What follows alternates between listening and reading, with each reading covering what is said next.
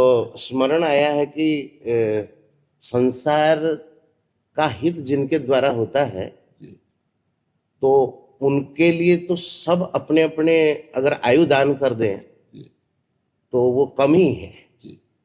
एक बार स्मरण हमें आता है कि ऋषिकेश में एक भक्त थे, उन्होंने ऐसा अनुभव किया कि पूज्य श्री सेठ जी, गीता प्रेस के जो संस्थापक है, पूज्य श्री सेठ जी, श्री जयदयाल गोविंदका जी, स्वामी जी महाराज जी को अपने आयु के कुछ अंश वो दिए।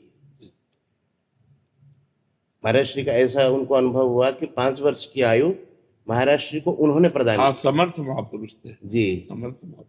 तो हमारे मन में बार बार रह रह करके ये भाव आता है कि आप श्री के द्वारा संसार का जो लाभ हो रहा है, हम यत्र तत्र जाते हैं, जैसे उत्कल में जाते हैं, तो हम सोचते हैं कि वो भाषा नहीं, उड़ीसा जी, वो सोचते हो कि हम भाषा नहीं समझते महाराज जी को, लेकिन आपको सुनते हैं जी, जी। तो हमें लगता है कि सबकी आयु थोड़ी थोड़ी अगर दे करके आपकी आयु बढ़ जाए तो कितना अच्छा होता है। कि क्योंकि संसार में जो वैष्णवता का भाव प्रचार हो रहा है, ये युगों में महापुरुष आते महाराज, तो इसलिए बार बार हमारे मन में कोई अगर ऐसी व्यवस्था हो ऐसी व्यवस्था से ही चल रहे। नहीं, टंडन साहब ने आपके सामने कहा था 2.5 वर्ष या 5 वर्ष, और टंडन साहब गए, अब आए। उत्कल से एक संत और आए थे, एक होम्योपैथी डॉक्टर पहले। हाँ आए थे वो सोरे वाला शांति, हाँ आए थे, फोगलाश्रम के पीछे रहते थे। जी। तो पहले उनकी दवाई चालू हुई थी आपके लिए। जी। तो वो डॉक्टर साहब भी पधार गए।